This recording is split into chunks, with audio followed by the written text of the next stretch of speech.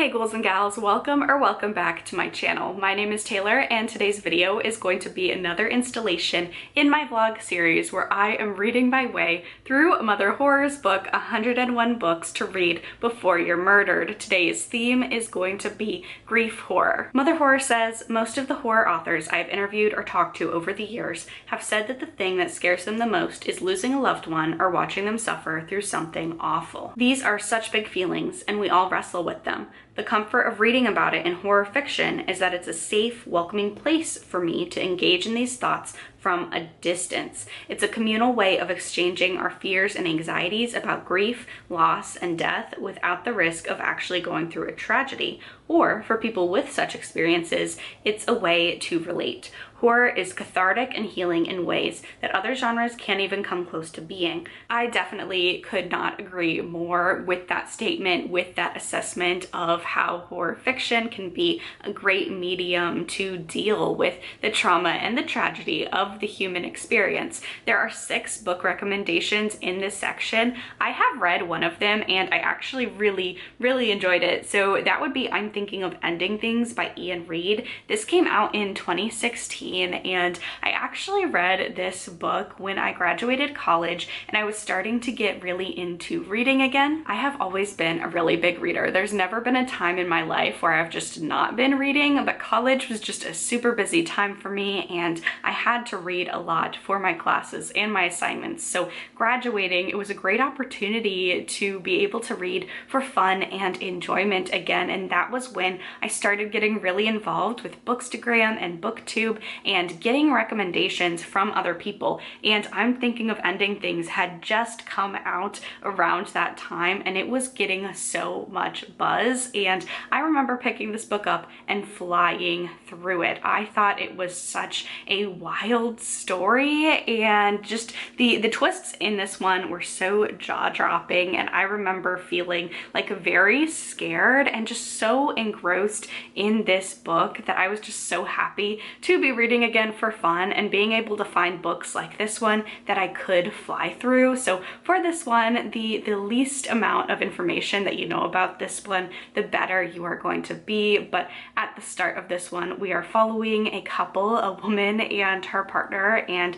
they are driving to his family's house to meet his parents. And the main character, the woman, is thinking that she is thinking of ending things. And this is a situation that she does not want to be in. It's definitely a book that gets in your head and under your skin, and it's definitely a great recommendation. I remember really loving this one, so I cannot wait to check out these other recommendations since that one was so powerful for me. So moving on to the books we are going to be reading in this vlog, we are going to be reading Reid by Jack Ketchum. This came out in 1995.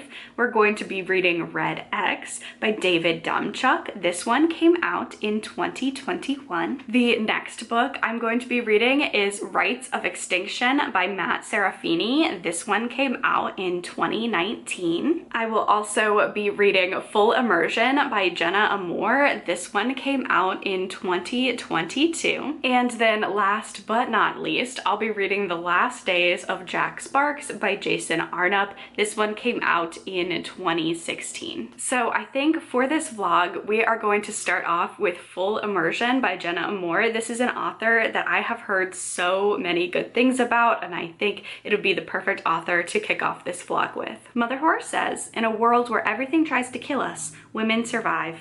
In Gemma Amor's Full Immersion, the protagonist Magpie is suffering from amnesia and other psychological trauma when she discovers her own corpse by a river. She doesn't have any memory of contacting a medical institution for help during a mental health crisis. This story impressed upon me the importance of personal agency, the value of our lives to ourselves and to the people who we love, and the immutable power of storytelling. Gemma Amor shares with the audience that writing this book saved her life. The beauty of horror in all its forms never ceases ceases to amaze me. So based on that synopsis, we are in for a very tough ride ahead. I feel like this vlog is just going to be a pretty heavy vlog just because of the subject matter of grief and trauma and death. So in this one, I do know that there are trigger warnings for suicidal ideation and postpartum depression. So with that being said, with that noted, let's go ahead and jump into this one.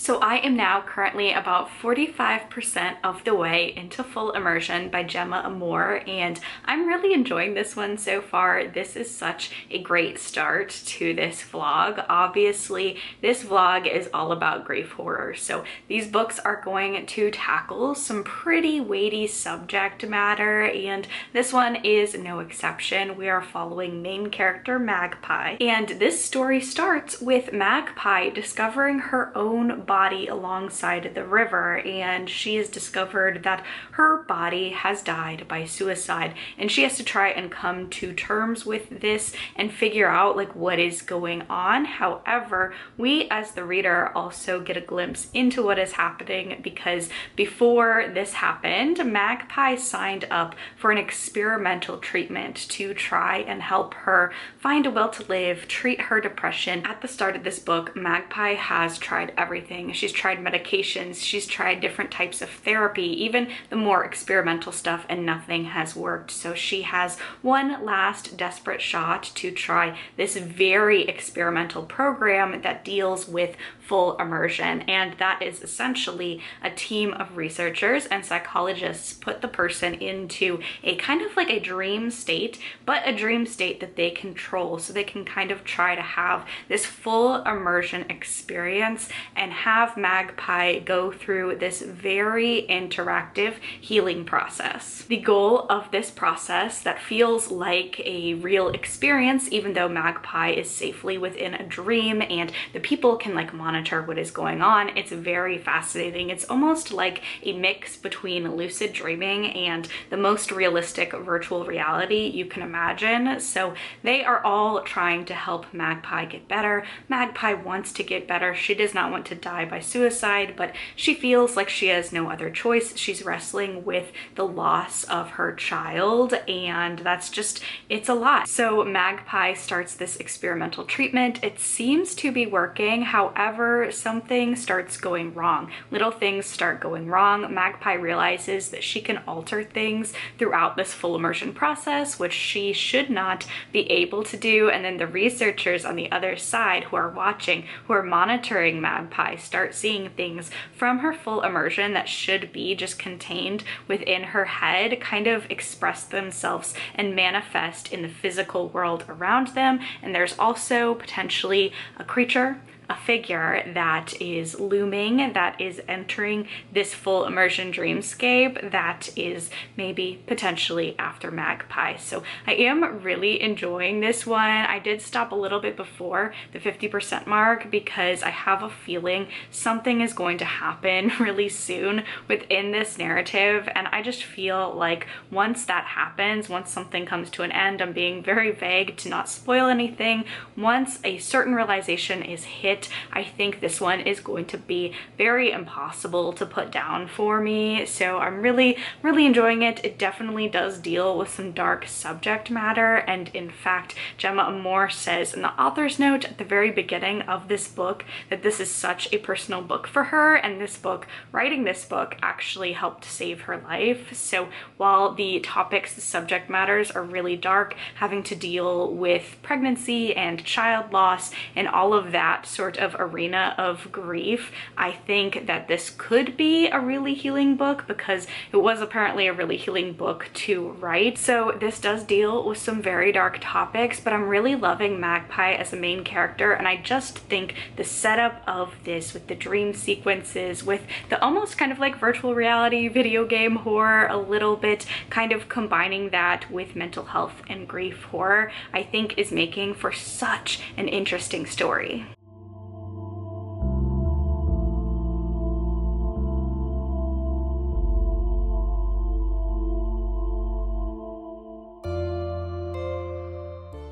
So I finished Full Immersion by Jenna Amor, and this book is exactly why I wanted to do this series, because this book was not on my radar. I don't know if I ever would have learned about it, if I ever would have gotten to read it had it not been for this book and Mother Horror's recommendation. And this is a near perfect grief horror book for me, as well as having one of the most unique premises I've read in quite some time. Just the way it blends dream logic and dream and reality and kind of like tech horror as well.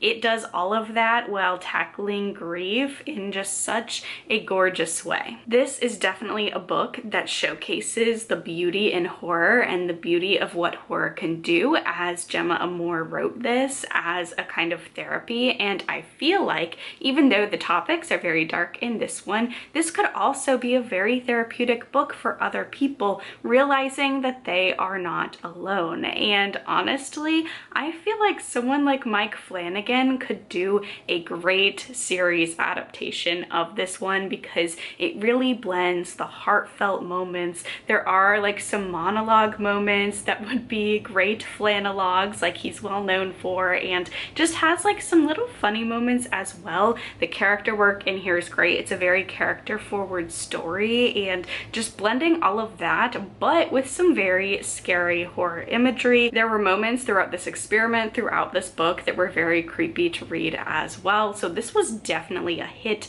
definitely a success for me, and I definitely will be checking out more by this author. What a great start to this vlog. I really am going to be thinking about this book for such a long time. Got some great scares, got some great heart to it, and I just feel like it tackles grief in such a beautiful way. So first book done, we are moving on to the second book in this vlog, which is going to be Rites of Extinction. Mother Horror says this story follows Rebecca Daniels, a private investigator who has abandoned a normal life so she can devote herself to hunting down her daughter's killer.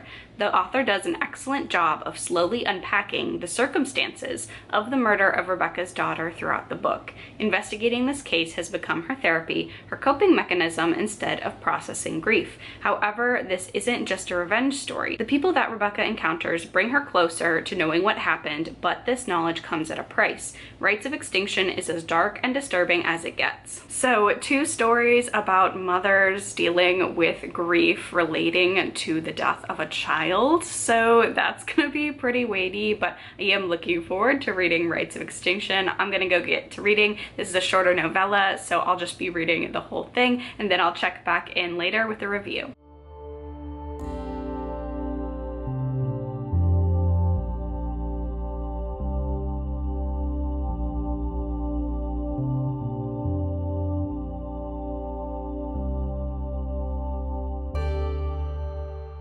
So I finished Rites of Extinction, and this is a novella that worked perfectly for the novella format. I did end up enjoying this one overall, I will say, because of the way that things go. I'm glad this is a novella and not a full-length novel. I think the nightmarish qualities of this one just worked perfectly in the shorter format. So we are following main character Rebecca, and she's a private investigator, but she is currently investigating a case that is very near and dear to her heart. She is currently trying to track down the man who murdered her daughter, and her investigation into this man leads her to a very small town where very strange things start happening, and she starts becoming consumed by this quest to try and find this man, enact justice and revenge. But she starts getting pulled into this nightmare of a town, and I do mean nightmare. Like, the logic in here, the things that start happening, the first couple of chapters feel very, I don't want to say basic, but like there's not really a lot of paranormal hintings. So not necessarily basic, but just kind of standard. And then once she arrives at this small town, things just go crazy. It feels very much like a dream. So you're operating under dream logic or nightmare logic. At no point did I know where this book was going to go, which was kind of a shock at first, because I just was expecting a quite different story. I think now that I've read it, reading the synopsis on the back, I can see where it's going to be like very trippy and mind-bending. But if I hadn't have known, like reading it before I got into the book, I didn't expect this to be so paranormal and again, just reliant on dream logic. There's some pretty gnarly body horror in here, and this is like a frustrating one at times to read because Rebecca is becoming so consumed by her quest that she's really torpedoing everything else in her life in her quest to enact revenge for her daughter. So I did enjoy this one overall. There were some very slight description things that I didn't exactly love, particularly in the beginning, that I felt like just didn't mesh up with Rebecca as a character. The scene that I'm thinking about in particular is when she is interviewing a teenager and she is talking about how this girl is jailbait and really objectifying her, which just felt a little weird and out of place. It didn't feel like that was like Rebecca's internal monologue, and I felt a little skeeved out by that, but not in the way that like the body horror and the things that happen in here, you're gonna feel grossed out. But I don't know why, like just that description just really threw me for a loop and just didn't feel like it was true to Rebecca's internal monologue and what she as a character would actually say. So that felt a little bit gross, a little bit out of place, but overall I did enjoy this one. Very slick, very propulsive. This was very gross, very gory, and at no point was I able to predict where the story was going to go. So I appreciated how fresh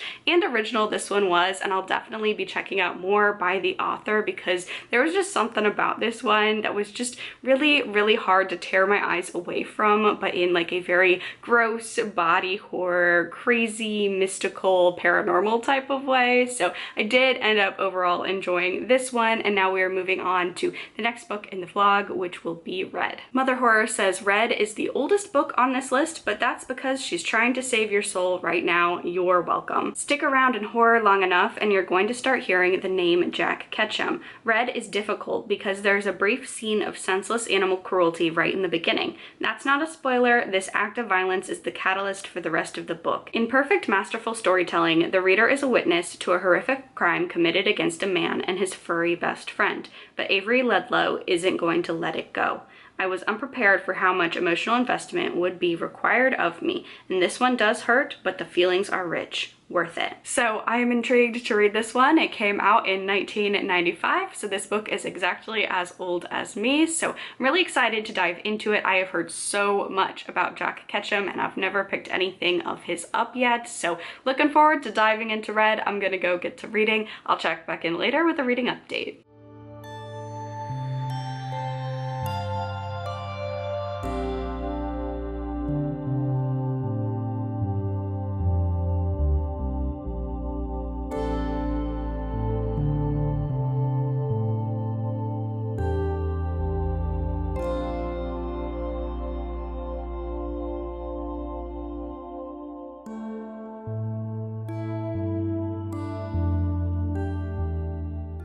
So I made it 50% of the way through Reid, and I am deciding to DNF it because I think if I pushed through and read this, it would just put me in a reading slump. This is not a long book. I am listening to the audiobook, and I think the physical is about 200 pages. So it's not like a slog in that traditional sense where there's like a lot of pages to get through. It's just this story is bumming me out. I know that is part of the reason for this story, but just a lot of the aspects about the storytelling style and the narrative itself just aren't working for me, and this has taken me such a long time to get to the 50% mark that I don't want to keep going. I just think if I finish this, it would put me in a reading slump. It's not fun to read. I mean, none of the books in this vlog have been fun. They've all been very heavy hitters, but just I don't know. I'm DNFing this. So short synopsis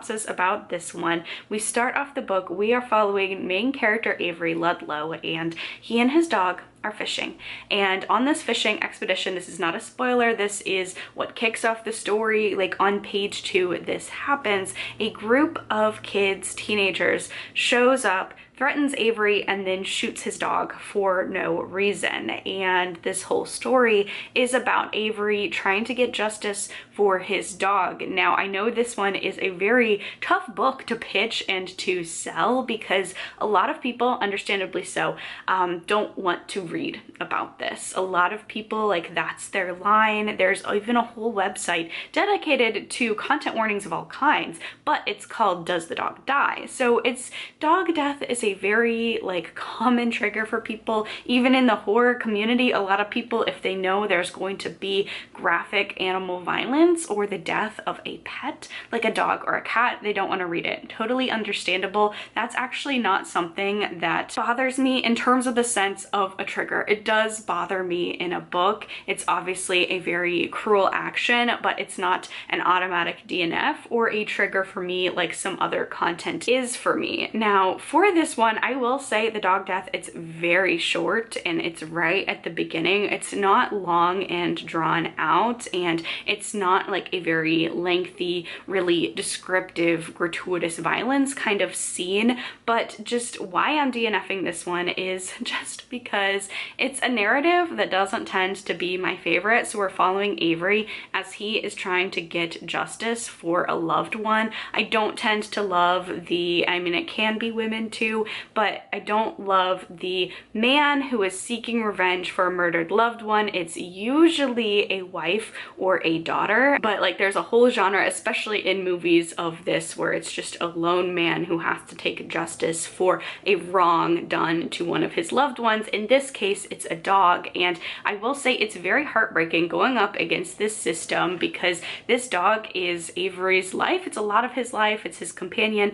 His wife has died a number of years ago. His kids are out of the house, so it's just him and his dog Red, and this dog is so important to him, as all of our pets are. And the fact that the teenagers who did this are very wealthy, and it really showcases all the way in which wealth can influence the justice system and make it not a justice system. And so many people, even well-intentioned people, are telling Avery this dog was like $20 at the pound, go buy another mutt. Like, don't get into a legal battle that's just going to take away all of your money, and then just the failures of the justice system and the legal system enacting him to proceed to go get justice in his own way. Now, we did see a similar kind of concept in Rites of Extinction, where we're following a mother who was going after the man who killed her daughter. But the reason why I liked that a little bit more than this one is I think the characterization, and there was a paranormal element in there, which was really cool. This one is not paranormal, but just the characterization in here is very one note for me, and the text is kind of the opposite of purple prose, and I tend to like a more descriptive sort of story. Since we are just following Avery, I just want a little more like internal reflection and deeper character work. I feel like 50% of the way in, we don't really know a lot about his character other than the fact that he is a dog and he wants justice. So a lot of the characters, they all just kind of feel like very one note, and while the talks about the justice system failing, I think, are very prevalent. I mean, this came out in '95, and I think there is a lot to be said that this commentary is evergreen. If you have more money, you're more likely to get the law on your side and to get justice in the first place. But it's just a bummer. It's a bummer of a book to get through, and it's so one note. I know that that's kind of an unfair assessment of this book because it came out in '95, and the reason why I'm DNFing it is because it's not bringing anything new to a very classic revenge story and revenge like plot structure, and it didn't need to in '95. I'm sure it was more novel at that time, and it's just hard. I'm not loving it, and for this vlog series in particular, particular, I've been trying not to DNF books. I've been trying to give them a good shot since they are specific recommendations, but I think I'm gonna DNF. I think this vlog is going to go a whole lot better if I DNF this one, and I think there is an audience for it. I mean, if you love a good Taken kind of story, then I think you could like this one. I just think especially in the last half of this book where things are really going to go off the rails as Avery is seeking justice. I don't think I'm going to end up loving it, and that emotional buy-in for me, I need to move on to something else. So I am DNFing that, and we are moving on to a book with a very similar title, Red X by David Demchuk. Mother Horror says, Red X is what I would call fictionalized realism in that it is loosely based on real-life horrors that took place in Toronto's gay village. There are fears felt by being other in a society that doesn't protect or even respect marginalized communities, especially while gay men are being actively targeted by a predator and authorities don't seem to care. The book begins with a young man named Ryan going missing. This is in the 80s. There's a lot of speculation and mystery surrounding his disappearance, and later other men suffer the same mysterious fate. The thread that connects them all is just not being seen by the people around them. Nobody misses them or advocates for their safety. It's on this list because it provides insight and clarity into the very real terror queer people face every day, and how society's inclusion and protection offered through community and strength in numbers is the only real way to help offset or eliminate those fears. So I actually think I know the true crime case that this is loosely inspired by, being that it is set in Toronto. So I am really intrigued by this one. This is one I've actually not heard anything about until I picked up this book, looked at these recommendations, but I have seen this book actually get a little bit of buzz this year. A lot of people picked it up for June, and it came out in 2021. So I am really interested to read this one and kind of see how I feel about it. I've also heard it's metafiction, which I've been really loving this year. So let's go ahead and get to reading.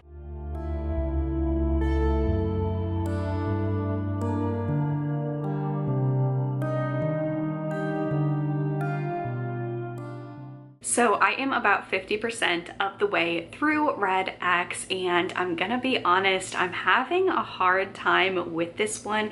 This vlog, you're going to be able to tell by my hair, has taken me such a long time to film. I started it in June, and I thought it was going to be one of my very first July uploads, and that has just not been the case. I know I talked about a DNF'd Red by Jack Ketchum, and I don't want to DNF this one as well, but I can't help but feeling that the way that I'm reading this one is contributing to why I'm not enjoying it. So for this vlog, I'm relying on my library to read these books and check out these new to me authors, and the only way I could get Red was via audiobook, and the only way I could get Red X is via audiobook, and I don't prefer to read books via audiobook. That is just my preference. A lot of people love audiobooks, and that's like their bulk of their reading. That's fine. I'm not passing judgment on that, but just for me personally, I like reading things either with a physical book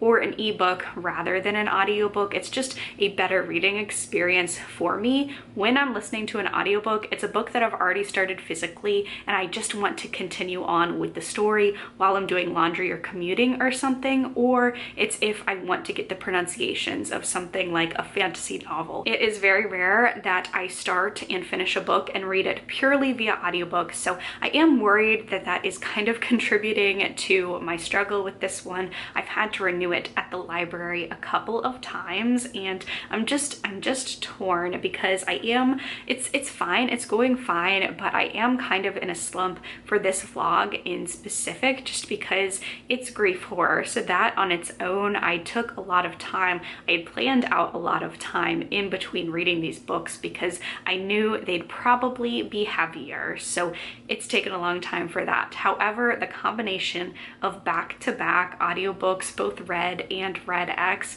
I feel like I'm kind of letting them down just because of the audiobook experience. I would just rather be reading this one physically, but in this book, we are following a series of disappearances in Toronto's gay village, and the way that this book is broken up. It's broken up into several very large chunks. There are no chapters, just chunks of time, and it's every 8 years as these men go missing. So we have a section in 1984, 1992, 2000, 2008, and 2016, and I just finished the 2000 chapter, and I understand why it's set up this way to really reinforce the issues, the societal issues, the systemic issues that have plagued gay communities, especially this one. However, because of this setup, a lot of the characters, we're only getting them for a couple of paragraphs, a couple of scenes, and then we never see them again. So we don't get that really deep character work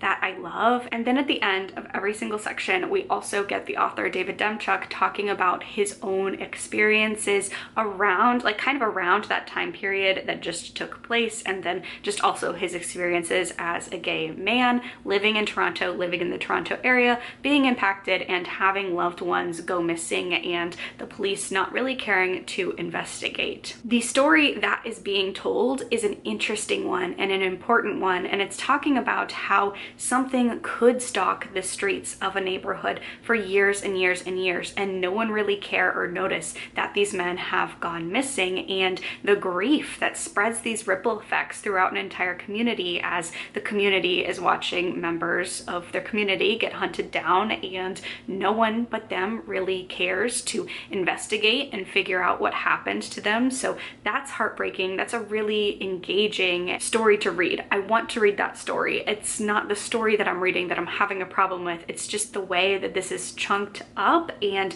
you don't really get a lot of time with most of the characters. I want more of that. And then I don't not enjoy David Demchuk's kind of essays at the end of every single section of this, but it does really break the momentum. And I do think this book would have been better served had it decided to be one or the other. I don't think the essays at the end of every single part of this one are really serving the story. I think they both would be stronger on their own, but right now they kind of feel at odds with each other in like two different books packed into one and in not a cohesive way. So that is the update so far. I really wish I was reading this one physically. I wonder if I would feel differently about the amount of time spent with each character if I was reading it physically, but for right now, just a lot of things just in terms of the way the story is being told, I don't really love, but the story that's being told is an important one and one that I want to explore, if that makes sense. So hopefully this one turns around a little bit for me, and I will check back in when I finish.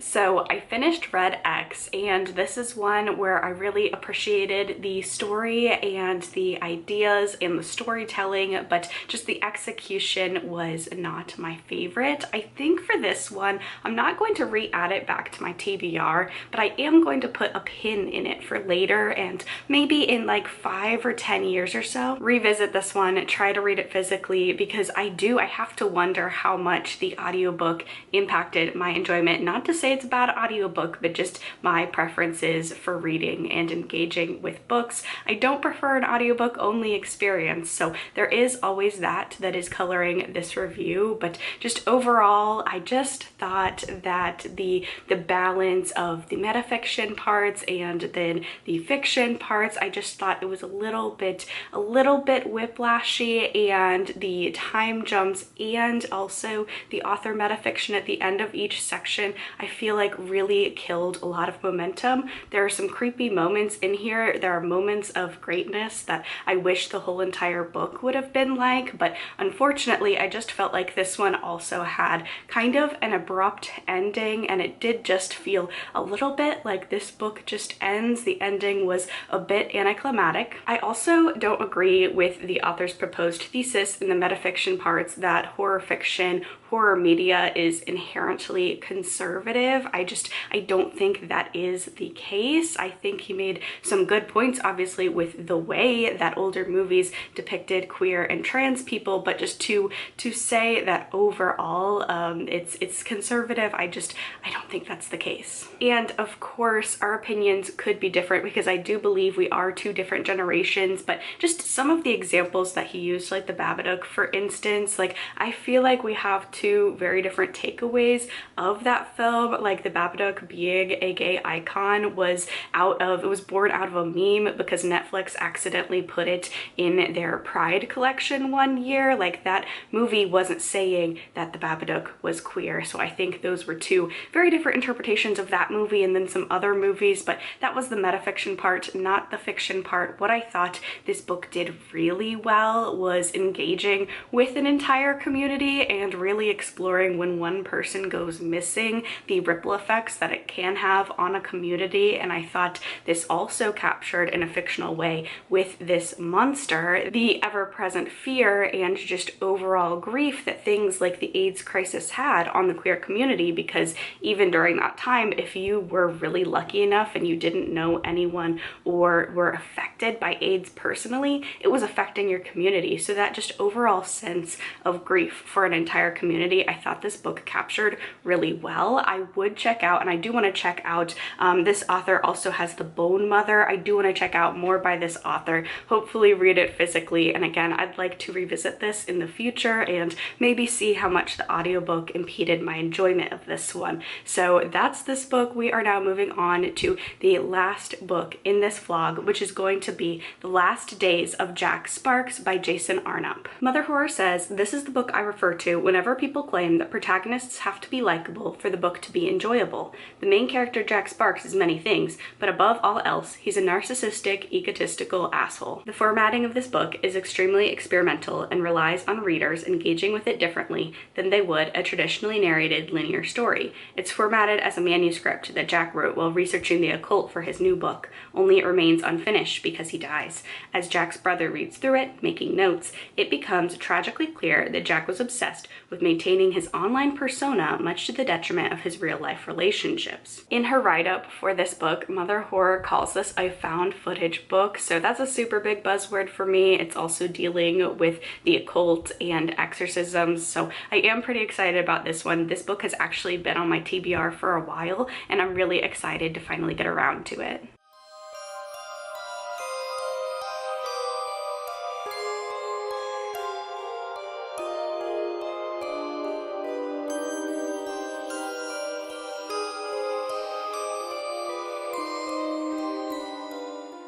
So I am now about 35% of the way through The Last Days of Jack Sparks, and I am enjoying it so far. It's a little earlier than I normally give an update, but today I am going over to a friend's house and pet sitting pretty much all day, so I'm going to have a lot of time to just hang out with her animals and read. So I am anticipating that I'm going to read a very large chunk of this today, so I did want to give an update before I potentially finish it, because this one does feel very fast-paced to me, at least what I've read so far, and I am really enjoying the story. So I do think it's one that I could finish really quickly because I am so invested. So this book is set up like it's a book that Jack Sparks is writing. Jack Sparks is the main character. He's very unlikable. He's meant to be very unlikable, but he's definitely one of those kind of shock jockey sort of influencer, YouTuber. Like, he writes books, makes YouTube videos, and gets under a lot of people's skin, and he is writing a book about the paranormal, and he is going from location to location to scout out things that people deem paranormal. He is a skeptic, and he's a real a-hole about it.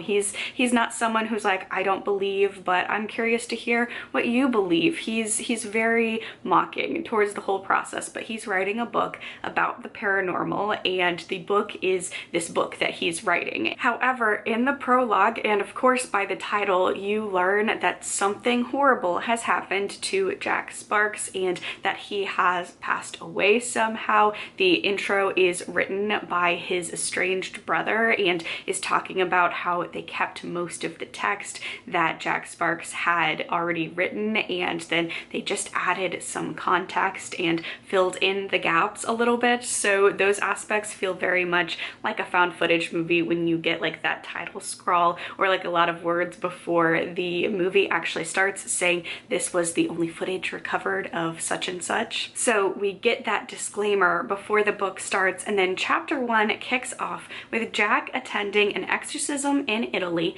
an exorcism that he actually laughs out loud in the middle of, and no one is happy about this. The priest is not happy, the girl who is possessed is not happy, or she seems a little bit happy and turns her attention towards Jack Sparks. He thinks that this is just all a big hoax, a big fake, so he doesn't really care. However, after this exorcism, as he's continuing on with his research, some weird things start happening. And what I like about this one so far is that Jack, very unreliable narrator, and I don't always mention it because sometimes it's a big twist that the main character is unreliable at the end, right? But this one, like from the very beginning, you learn like things are not adding up, because we will get Jack describing something that happened and you get a sense for the scene, but then his brother Alistair interjects with an interview from the person who Jack talked to,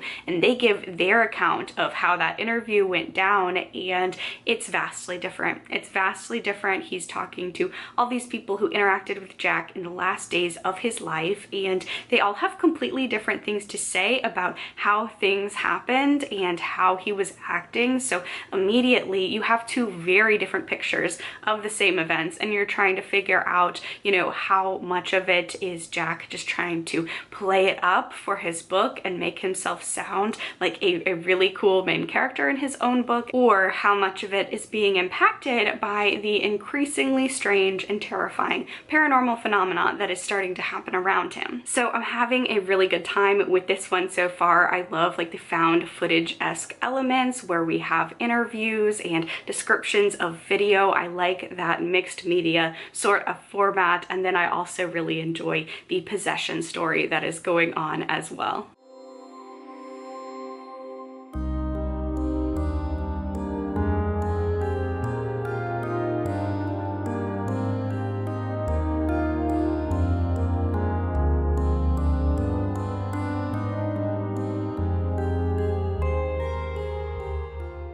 So I did end up finishing The Last Days of Jack Sparks, and I ended up really enjoying this one overall. It's definitely very fast-paced, it keeps your attention, and the paranormal events kick in very early in this one, and you're constantly wondering how this book can up that ante. Jack Sparks is an incredibly unlikable character. I do think in part 2 that turns around for a lot of reasons, and you uncover a lot of the unreliability of his narrative. So I definitely think that the second half, his character work, is a lot stronger than the first half, because the first half in particular, he is playing to a persona writing this book. So it was a good time overall. Definitely a lot of paranormal things happening. The ending was really solid storytelling. I did guess a lot of components of the end, but not in a way that I felt disappointed by. The clues that were hidden throughout this book were really excellently placed. And so as the reader, when I picked up on a couple of them, I was excited by the fact that maybe I figured this out just a few steps ahead of Jack. So I did enjoy it. I thought the ending was great. I will say, when I was logging this book, I saw a lot of negative reviews that kind of bummed me out, just because I think they actually missed something when they were reading this book. A A lot of people mentioned they wanted more closure at the end, in particular with the fate of a particular character, and then they said the ending felt abrupt. They would have preferred the brother come back at the end and wrap up the story, and he did. And it wasn't just one person, it was a lot of people, so make sure if you pick this one up, you're reading the footnotes. They are a part of the story for a reason. They give you information, and then after Jack's narrative wraps up, there is an afterword by Alistair, so that's part of the story, so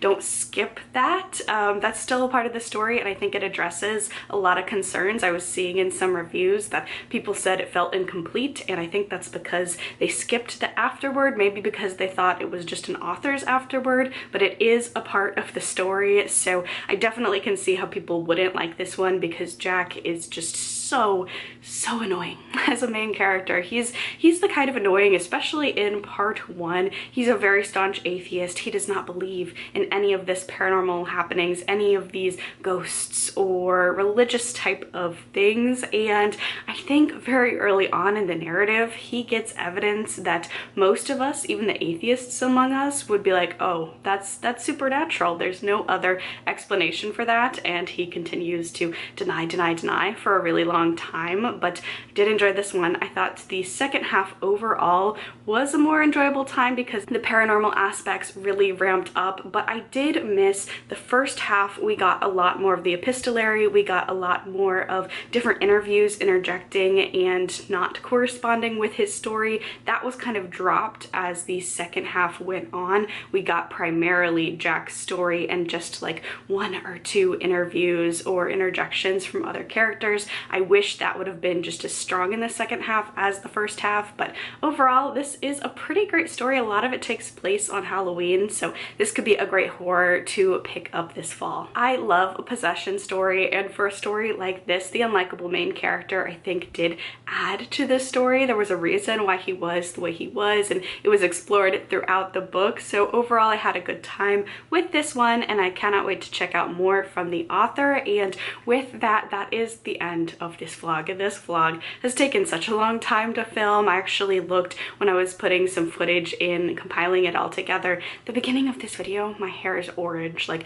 it's taken a very long time to read these grief-centered books, but overall I had a great time with them. My favorite from this vlog would have to be Full Immersion by Gemma Amor. I am so excited to read more by this author. I had been hearing such great things about this author for such a long time, and I was so glad that I finally got the chance to pick up a book from her and read it. This was just such a beautiful story, a haunting story, and it was so unique. The aspects of the story were such a unique reading experience, so I had a good time with this vlog for the most part. The next vlog in this vlog series is going to be the slasher and serial killer section, so look forward to that. It should come out a lot sooner than this one. The turnaround for that one is definitely going to be shorter because the books are a little bit shorter, and I don't anticipate them having the same amount of weight, the heavy themes of grief horror. So thank you so much for sticking through this vlog. I know it got a little chaotic because it was filmed from June to August, so thank you so much for watching. If you enjoyed, please be sure to give it a thumbs up, leave a comment down below, subscribe to my channel so you don't miss any more of this series or any more of my content. Stay safe, stay spooky, and I will see y'all in the next video. Bye!